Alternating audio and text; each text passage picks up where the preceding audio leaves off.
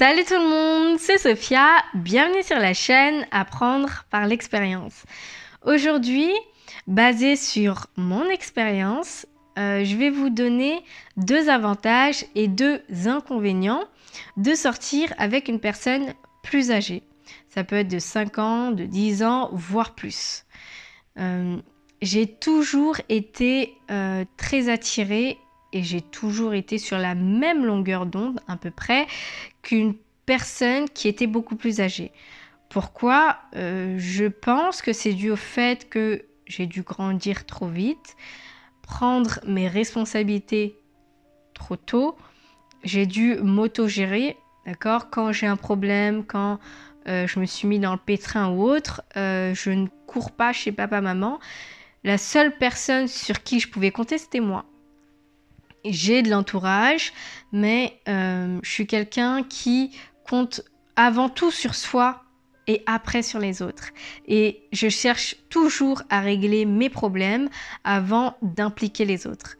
Donc, j'ai dû me débrouiller et je pense que ce que j'ai vécu, etc., a fait que j'arrivais pas à m'entendre, du moins mentalement, avec les personnes qui avaient mon âge. Par exemple, quand j'avais 20 ans, moi je pouvais parler aisément avec une personne de 30 ans, et ça s'est passé, mais une personne qui avait 20 ans comme moi était trop gamin. Mentalement, je n'y arrivais pas. Et j'y arrivais pas, et est-ce que c'est ce qui a fait que il y avait une faible probabilité pour que je me mette ou que je me pose ou que j'envisage un futur avec quelqu'un de mon âge. Ça, c'était au début de la vingtaine, donc on découvre tout, mais j'ai tout de suite été très attirée par des personnes avec qui, voilà, mentalement, ça correspondait. Après, ça ne veut pas dire que les personnes de mon âge n'étaient pas bien, mais ça collait pas. Et quand ça colle pas, bah c'est comme ça. Aujourd'hui, je suis à la fin de ma vingtaine et comme il y avait une faible probabilité pour que je sorte avec quelqu'un de mon âge, eh ben, je suis tombée dans cette faible probabilité. Ce qui aurait pu ne pas arriver. D'accord ? Donc voilà, aujourd'hui, je suis posée avec quelqu'un qui a le même âge, donc 27 ans. Enfin, on va sur nos 28 et c'est comme ça. Mais j'aurais ma préférence, clairement, c'est d'être avec quelqu'un de beaucoup plus âgé. Pourquoi? Parce que je me sens beaucoup plus en sécurité. Bien sûr, pas seulement quelqu'un qui est plus âgé, mais quelqu'un qui est droit dans ses baskets, quelqu'un qui marche correctement, d'accord? Qui tient ses responsabilités, quelqu'un avec qui tu peux discuter. Et pour rentrer dans le vif du sujet, les 2 avantages que j'ai, donc le premier, c'est, pour moi, c'est beaucoup moins de disputes. Donc pour des touches pipi et je ne sais quoi. Donc beaucoup moins de disputes pour des conneries. Quand il y a quelque chose, on parle. Quand j'ai quelque chose à dire, cette personne m'écoute. Je pense que c'est la sagesse accumulée durant ces années qui fait que une personne plus âgée est à même d'écouter quand on parle. Parce que ça peut ne pas être pris au sérieux par des gens de notre âge. Et moi, ça m'agace. Je suppose que je suis pas la seule. Lorsqu'on y met des faits ou un mal-être ou quelque chose qui ne va pas, on a envie d'être écouté. Je suis pas la seule, d'accord? C'est mon avis, c'est mon regard. Avec les gens de notre âge, avec les gens de mon âge, on est beaucoup moins pris au sérieux. C'est « Oh, tu dis des conneries. Oh, c'est bon, arrête de faire ta gamine. Oh, etc. » C'est-à-dire que tout ce qu'on va dire, ça va être pris comme « Arrête de faire ton bébé cadom. » T'es une personne, s'il y a quelque chose qui va pas, tu en parles. Toi, tu trouves que c'est ridicule, et ben pas moi. Donc, c'est mieux d'écouter l'autre, même si tu trouves ça insensé. Je sais pas, moi, c'est communiquer, c'est parler, c'est se poser. Et c'est pour ça que j'aime pas... Bon, je veux pas généraliser, d'accord? Mais pour moi, c'est la grande partie des personnes qui a à peu près 26... 28, 29, je les trouve encore trop gamins. Alors, je veux pas inclure tout le monde parce que je veux pas que les personnes qui sont droits dans leur basket se sentent offensées, mais il y en a, c'est des gros blaireaux. tu vas leur dire quelque chose, oh arrête, oh là là, insupportable. Donc l'avantage que j'ai trouvé en sortant avec des personnes ou en fréquentant des personnes beaucoup plus âgées, c'est que j'avais pas cette contrainte. C'est que j'avais quelque chose à dire, même si c'est ridicule, j'étais écoutée. Et je trouve que ça fait un bien-être. On s'écoute mutuellement. Le deuxième avantage, c'est on se sent en sécurité. Alors, je pense pas que c'est dû à l'âge, du moins pas seulement. Je pense que c'est également le fait qu'il a vécu plus que toi, plus que moi, du moins plus que moi, parce que c'est de moi qu'on parle, mais comme il a vécu plus que moi, il sait des choses que je ne sais pas, et je peux lui faire confiance sur certaines choses de la vie que moi je ne connais pas encore. Et je trouvais ça sécurisant. Je trouvais que ça apportait une touche où tu te sentais en sécurité. Donc ça, c'est les deux avantages que j'ai trouvés en sortant avec une personne beaucoup plus âgée que moi. Les deux inconvénients, c'est premièrement la possibilité qu'il ait un enfant ou des enfants. Pourquoi je le mets dans l'inconvénient? Parce que lorsqu'une personne a un enfant, c'est beaucoup moins de temps. Bah oui, le temps passé en couple, il est réduit. Parce qu'il doit s'occuper de ses enfants, il a toute une organisation à gérer, il parle encore avec la mère de ses enfants. T'es jamais sereine par rapport à ça parce que tu te dis peut-être qu'il y a quelque chose ou peut-être que son ex elle va vouloir refonder la famille, elle va parler dans ses oreilles, viens on refonde notre famille, viens on se retrouve. Viens. Donc t'as peur quelque part, du moins t'as toujours ce doute lorsqu'il communique avec la mère de ses enfants, s'il a des enfants, qu'il ne se rabiboche pas. Et moi, je suis tombée dans ce genre de cas. J'étais pas sortie avec la personne, je la fréquentais et je voulais sortir avec. Ça faisait un moment qu'on se fréquentait. C'était au début de ma vingtaine et il y a un moment où j'ai pas vu les signaux et il m'a dit ouais, en plus, la mère de ma fille, elle revient et tout. Et j'écoute, et je me dis, bon, de toute façon, c'est pas grave, quelque part, je suis là, mais elle revient, bon, tu me dis ça. En fait, il m'a dit ça comme s'il était saoulé, donc j'ai pas pris le signal en compte. Je me suis juste dit, bon, bah, elle revient, ok. Et en fait, quelques temps après, plus de nouvelles, plus rien, bloqué, tout. Et je ne sais pas encore avec exactitude s'il est retourné avec elle, mais j'en mettrais ma tête à couper qu'il est reparti avec elle. Au moment, donc ça c'était au début de ma vingtaine, je suis à la fin de ma vingtaine, donc je peux pas affirmer, d'accord, ce que je suis en train de dire, mais j'en suis sûre. Je suis sûre que si à un moment il m'a bloqué mon numéro sur son téléphone, plus de contact, etc., et d'un coup il est devenu chelou, c'est parce qu'il a réessayé avec la mère de ses enfants. Et il me disait toujours, ouais, si je veux faire un deuxième enfant, je ferai un enfant avec la mère de ma première fille. Genre, il veut pas d'enfant avec des mères différentes. Et quand elle est revenue, il me l'a dit sans me le dire. Nous, les filles, on a un 6e sens. On a un 8e, un 9e, tout ce que vous voulez. Mais nous, on a un instinct de dingue. Je vous dis ça sans preuve, d'accord? Sans être allé vérifier les faits. Donc, je suis en train de vous dire que s'il a coupé les ponts, c'est parce qu'il est retourné pour essayer avec la mère de sa fille et que comme ça n'a pas marché, du coup, il est sorti avec une autre. Je ne l'ai pas vérifié. Donc, je suis en train de vous avancer quelque chose, mais si je le vérifie, vous allez me dire, mais comment t'as su? Comment tu le sens? Ce genre de choses, tu le sens. Et il n'y a que les personnes qui ont confiance en elles qui le sentent. Donc, encore une fois, j'ai pas de preuves, mais si j'en veux des preuves, si je veux la vérité, si je veux vous affirmer ce que je suis en train de vous dire, vous allez être servi. C'est exactement ce que je suis en train de vous dire. Ce que je disais, pour ne pas me perdre, lorsque vous sortez avec quelqu'un qui a un enfant, voilà. Pour moi, c'est un inconvénient.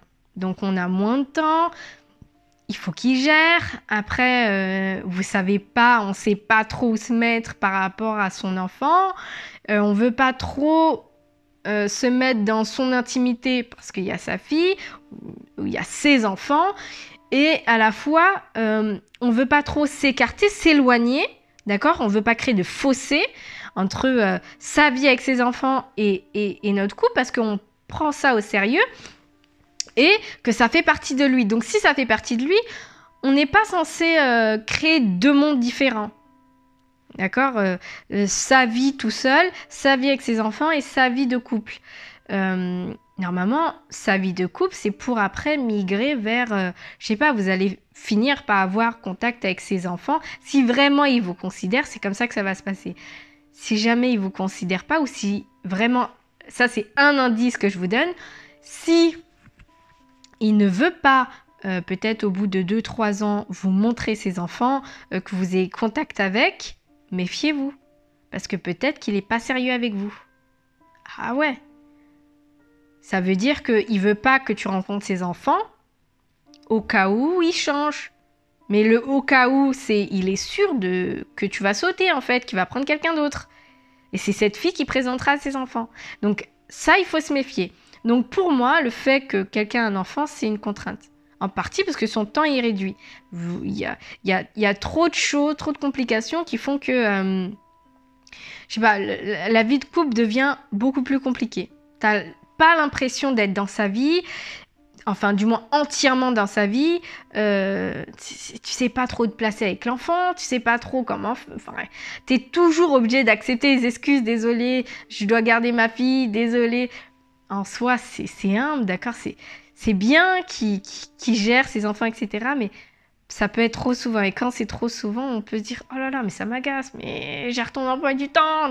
D'accord? Donc, ça dépend. Si c'est tout le temps des contraintes, si à chaque fois que vous faites quelque chose, il doit aller garder ses enfants, si à chaque fois... Bref, ça peut vite devenir un inconvénient. Et donc, c'est pour ça que je l'ai mis dans la case inconvénient. Bien que avoir des enfants, c'est bien, d'accord? C'est pas les enfants qui est un inconvénient, d'accord? Ce que je veux dire, c'est la situation. Faut pas qu'on m'incrimine, je veux pas qu'on m'insulte en commentaire en me disant « Ouais, comment ça, un mec avec un enfant ?» Non, ce que je suis en train de dire, c'est le fait qu'il ait des enfants, c'est une autre organisation et du coup, beaucoup moins de temps pour votre couple et vous allez devoir réussir à vous positionner dans sa vie et ainsi de suite, ce qui peut être délicat. Donc c'est pour ça que je mets dans les inconvénients. Après, pour le deuxième inconvénient, c'est le deuxième inconvénient que j'ai donné. Ah, je sais plus. Bref, le premier, c'est la peur qui retourne avec la mère de ses enfants ou de son enfant. Et ça, c'est le premier. Et le deuxième, c'est la contrainte de temps, d'organisation, où se placer, comment faire, et ainsi de suite. Voilà les deux inconvénients. Donc, il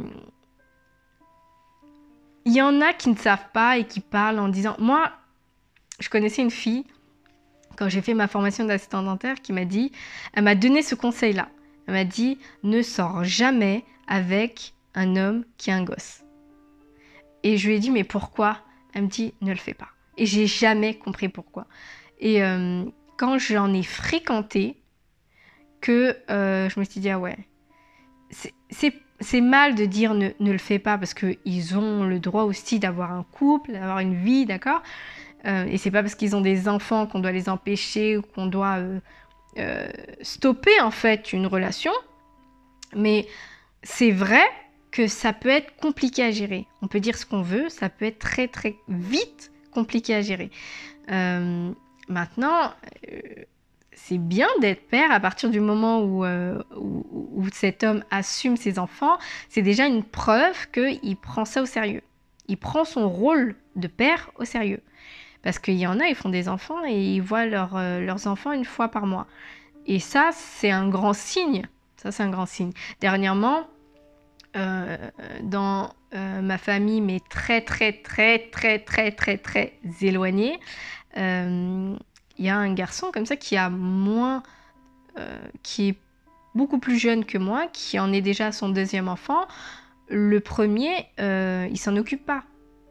C'est la mère qui s'en occupe. Et là, ils en sont à leur deuxième enfant. Alors, la situation, elle est super bizarre parce que non seulement il travaille pas, il est pas stable mentalement, il a aucune situation, aucune responsabilité, aucun revenu, rien. Même pas ses enfants, il s'en occupe. Même pas son premier enfant, il s'en occupe. Et la fille, elle est de nouveau tombée enceinte d'un deuxième enfant, alors que le premier ne voit déjà que très peu son père. Son père n'est pas là pour lui. Donc, le truc, c'est que après vous me direz, mais comment ça se fait qu'elle a fait un deuxième avec lui, etc. Bah, en fait, comme il n'est pas stable, je le dis, il n'est pas stable, il va de fille en fille, et après, quand il a envie de revenir vers la mère de son gosse, et il revient. Il revient comme s'il n'était jamais parti. Donc il revient, il fait ses affaires, et après il repart. Et du coup, elle est tombée enceinte. Le problème, c'est quoi? C'est qu'il voit pas déjà son enfant, il ne s'occupe pas de son premier enfant. Est-ce qu'il va s'occuper de son deuxième enfant? Ben non. Mais alors, pourquoi tu laisses faire? Et c'est ça le problème, c'est que une fille qui est tombée enceinte, qui a un enfant d'un homme, c'est ce qu'il faut faire attention en réalité, c'est il faut mettre les choses au clair. Ou c'est terminé ou c'est pas terminé. Mais faites des enfants avec des gens responsables.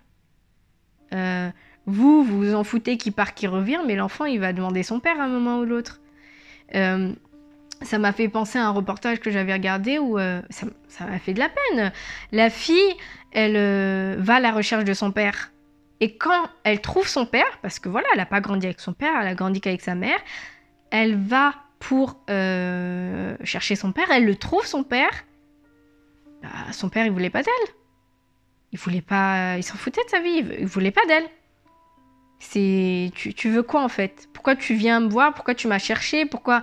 Donc, il a jamais voulu de cet enfant et il a jamais voulu. Et même si elle est là, il a jamais voulu s'en occuper. Et donc, et ça l'a blessé. Donc, ça crée des enfants qui dès le départ, sont avec des carences affectives. En fait, vous voulez faire quel monde comme ça?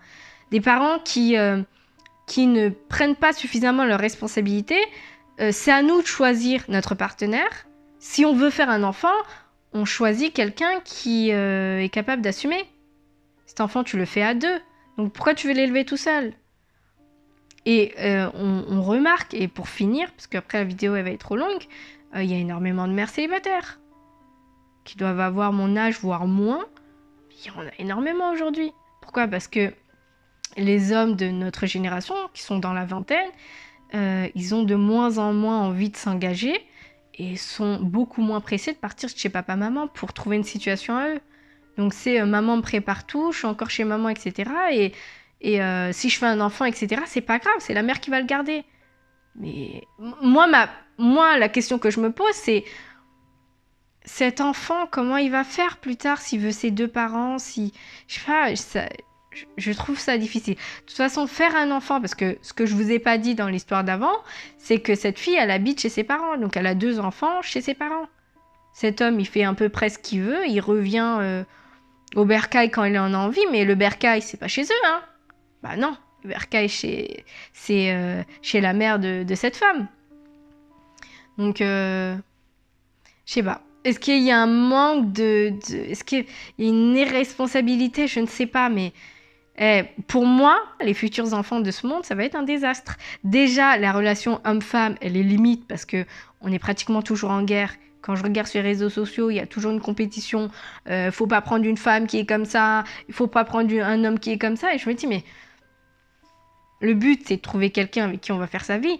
C'est pas de vouloir mettre en concurrence toutes les femmes ou tous les hommes de cette terre. Donc, il y a un moment, t'en choisis une ou t'en choisis un et t'essayes de faire quelque chose de bien avec. Mais pas tout le monde en compétition pour rien, en fait. Et c'est ce que je trouve aberrant. Voilà. Donc, parce que je me suis un petit peu perdue dans cette vidéo, le premier avantage, le premier avantage, c'est beaucoup moins d'embrouilles. Le deuxième avantage, c'est se sentir en sécurité avec quelqu'un qui est droit dans ses baskets, qui est beaucoup plus stable, qui est beaucoup plus responsable. L'inconvénient, Le premier inconvénient, c'est la contrainte de temps quand il y a des enfants, parce que c'est toute une organisation. Et le deuxième inconvénient, c'est cette crainte, cette possibilité qu'il retourne, d'accord, qu'il retourne en couple avec la mère de son ou de ses enfants. On n'est jamais à l'abri de ça.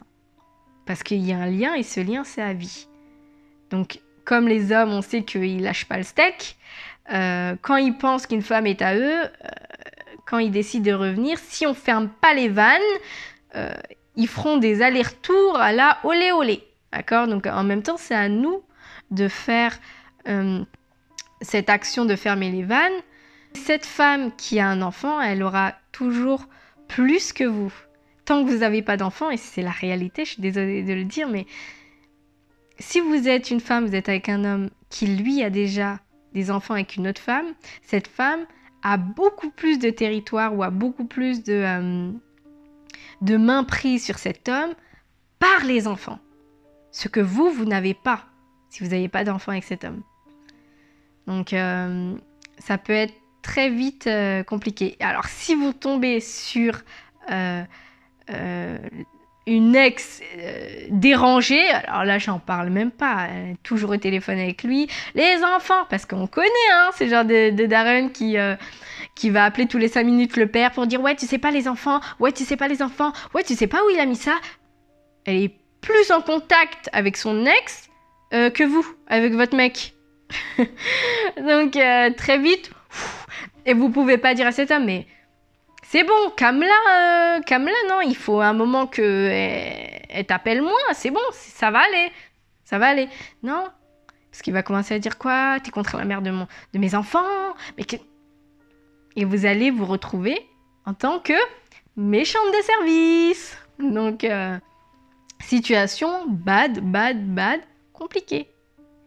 Voilà, c'était pour cette vidéo, j'espère qu'elle vous a plu. N'oubliez pas de me donner votre avis en commentaire et surtout de liker la vidéo. Bye bye!